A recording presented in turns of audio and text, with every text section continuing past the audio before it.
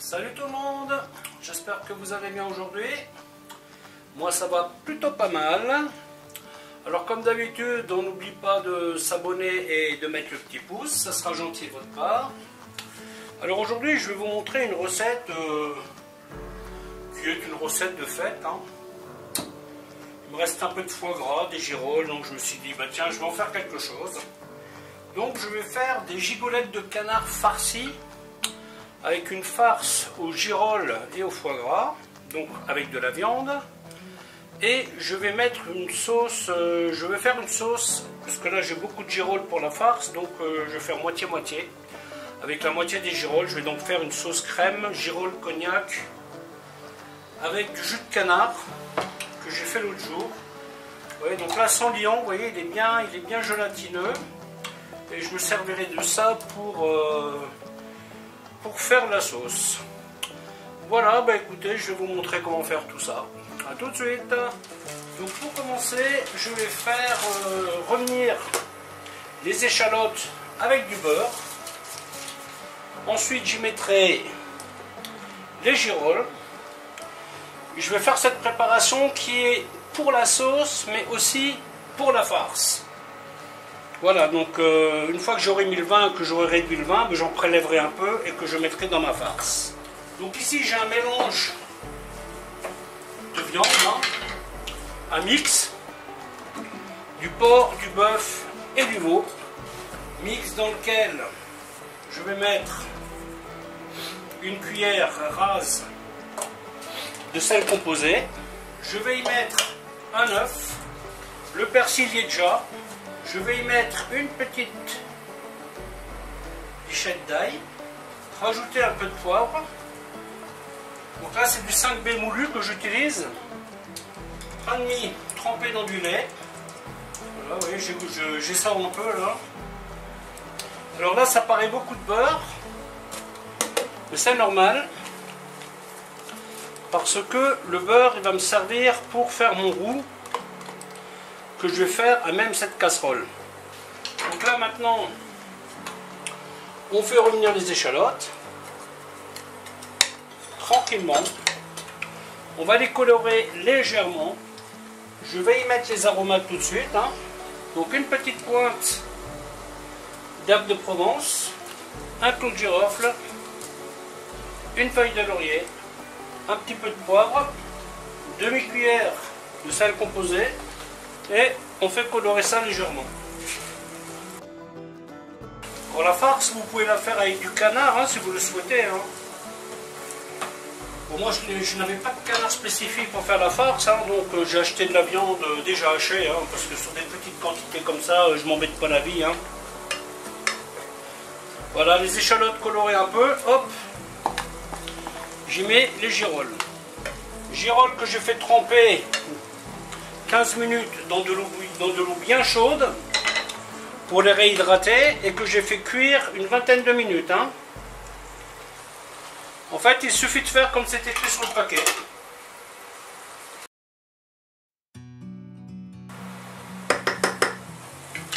Normalement, c'est à ce stade que je devrais mettre la farine. Mais je vais faire différemment aujourd'hui. Je vais d'abord mettre mon vin, que je vais réduire complètement à sec, et c'est seulement ensuite que je vais mettre ma farine, parce qu'une fois que la farine est dans la casserole, pour la réduction c'est un peu plus compliqué.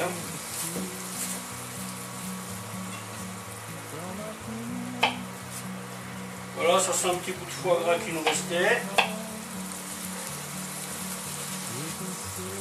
Plutôt que de jeter, on va le mettre dedans. Tout simplement le couper en petits bouts, je ne vais pas vous compliquer la vie. Aujourd'hui je ne ferai pas de flambage,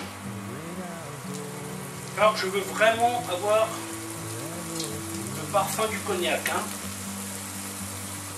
Donc je le mets tout à la fin quand ma sauce sera quasiment prête.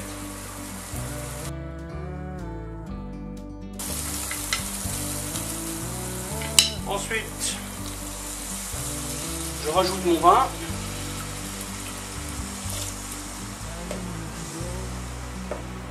Que je vais faire réduire à sec.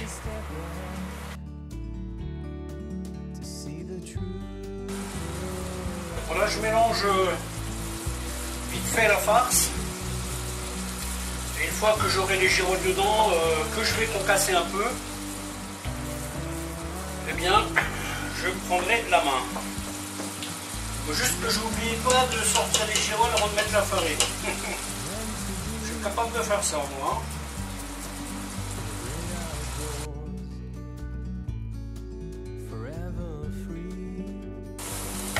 2-3 minutes et c'est bon.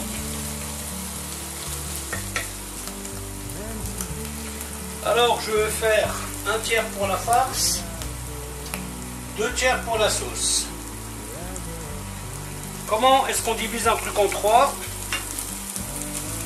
Bah, vous faites Mercedes. Oui, tac tac tac, tac tac tac, tac tac tac.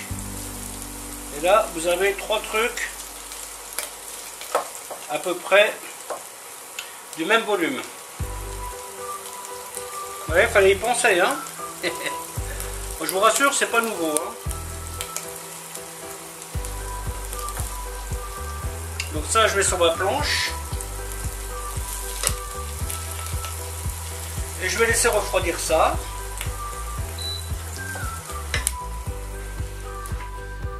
Voilà, comme j'ai des champignons dans mon frigo, je vais faire un petit complément de champignons dans la sauce.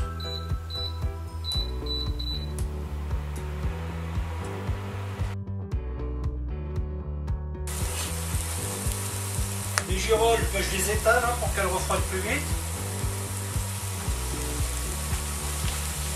Et maintenant que j'ai retiré les champignons que je voulais, je vais prendre une bonne cuillère de farine, plus un petit chouïa. Ensuite, jus de canard.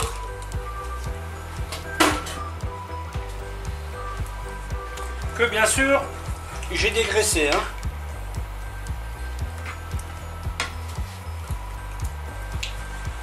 Pour dégraisser un jus de volaille, c'est simple, il suffit de le faire la veille.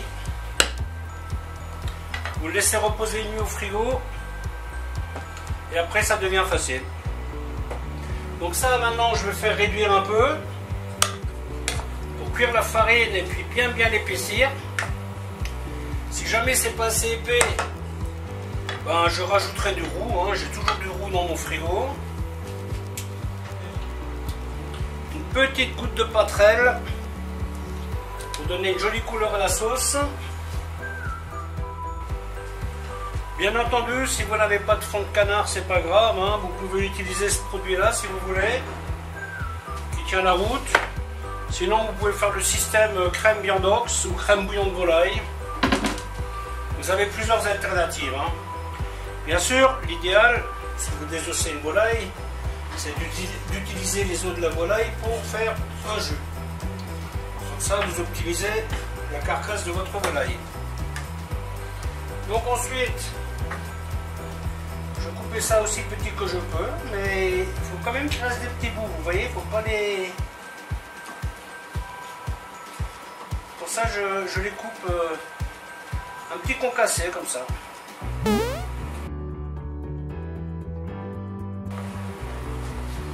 Alors bien sûr, quand on voit que ça commence à bouillir, hein, vous baissez le feu. Surtout si vous avez une plaque du style celle-ci, hein, qui est très forte. Hein.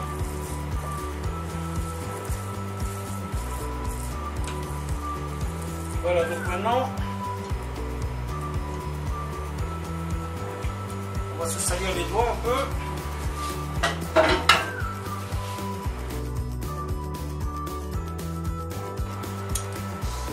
Ensuite, je rajoute la crème.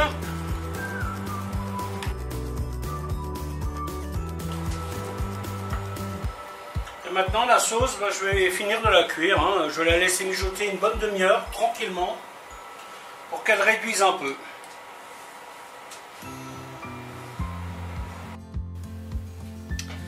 Donc voilà. Ici, nous avons les cuisses de canard désossées. Et nous allons les remplir de farce. Donc là j'ai fait une vidéo type pour tout ce qui est volaille désossage, ou désossage de volaille si vous préférez. Ça m'évitera de montrer ça à chaque fois parce que ça prend quand même du temps, mine de rien. Voilà, donc vous voyez, on remplit de farce autant qu'on peut. D'ailleurs, il faut même plus que... Voilà, il faut vraiment bien mettre jusqu'au fond. Hein. Voilà, comme ça.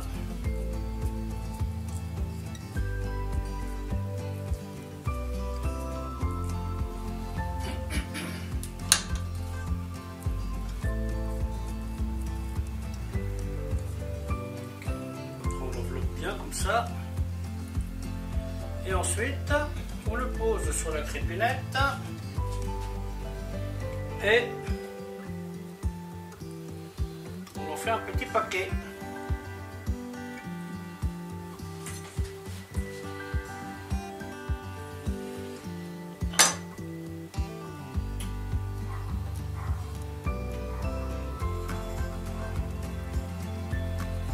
Donc là, il n'y a pas besoin de ficeler. Hein.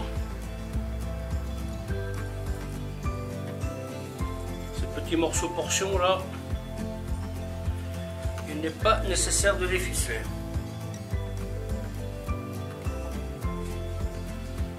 Après, je vais vous montrer une autre technique, mais qui sera avec du poulet, qui sera beaucoup plus simple.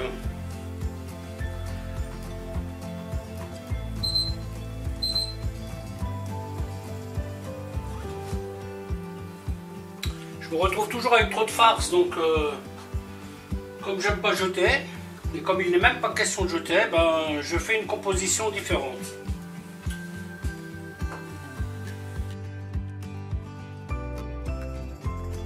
Voilà, hop.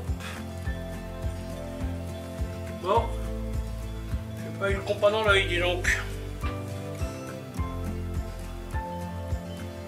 Il y en aura une pour le copain et l'autre pour une personne que vous aimez pas.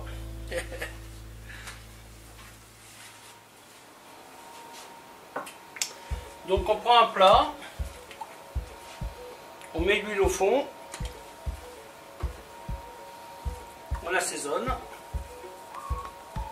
voilà, comme ça.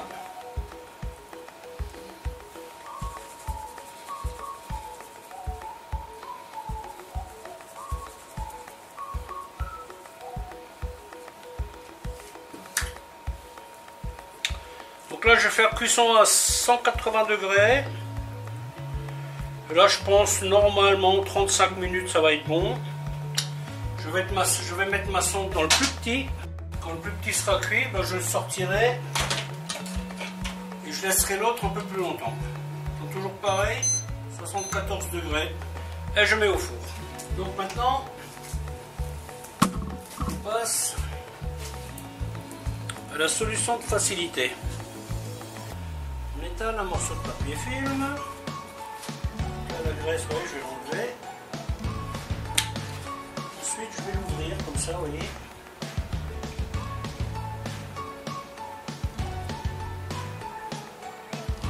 Assez finement.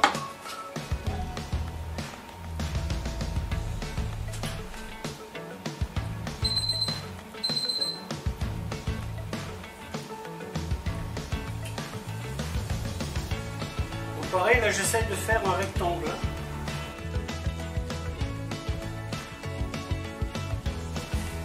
Ensuite, je mets un papier par-dessus.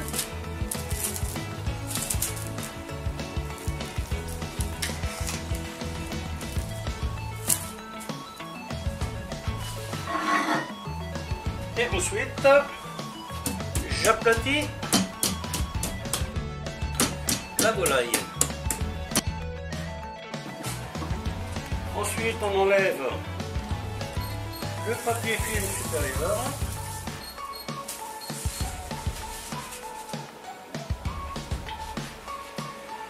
Voilà, de ce côté-là, c'est plutôt pas mal. L'idée c'est de toujours rester un peu style rectangle, vous voyez. Donc là, hop, le fait de retourner ce petit bout là, ça va donner un rectangle, un peu de choses près. Ensuite, on y met la farce.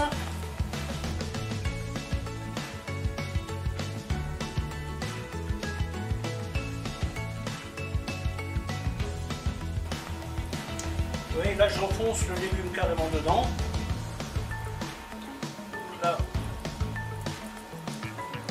tracer le chemin, ça sera peut-être plus simple. Donc là nous aurons un élément décoratif.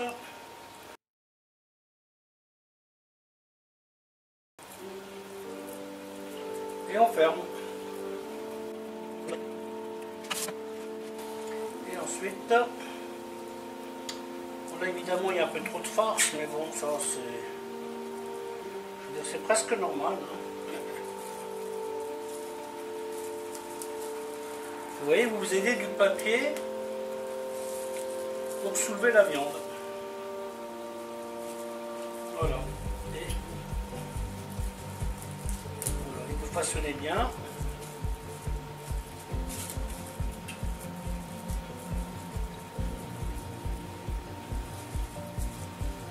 Là, vous en profitez pour faire quelque chose qui soit à peu près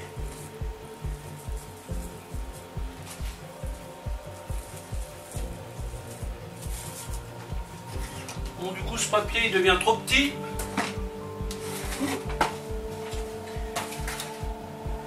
Je vais en utiliser un qui est plus large, qui me permettra de travailler ça un petit peu mieux.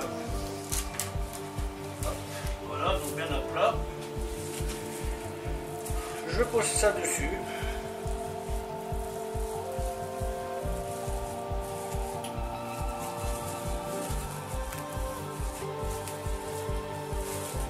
Voilà, hop là.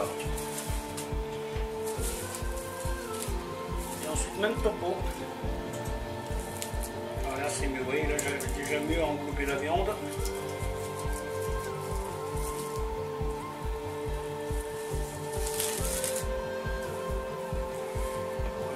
Bien.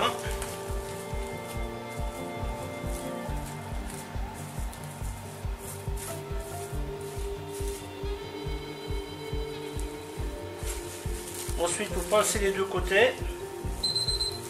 Et là, on presse, vous voyez.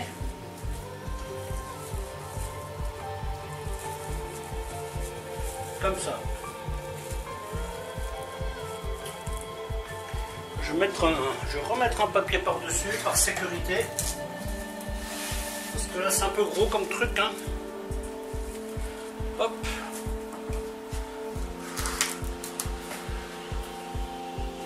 Et ça, je vais le cuire au four à 120 degrés, pas plus. Dans une plaque avec un petit fond d'eau.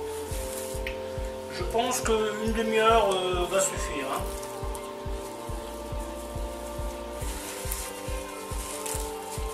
Et ensuite, voilà, vous pressez, vous pressez, vous pressez, vous pressez, vous pressez, vous pressez, vous pressez.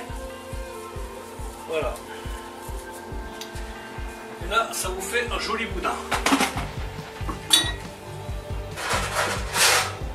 Donc moi, je vais mettre ça dans cette plaque-là. Et je vais y mettre un petit fond d'eau. Vous pouvez mettre un fond de vin blanc si vous le souhaitez, mais avec un petit fond d'eau, ça va le faire largement. Hein.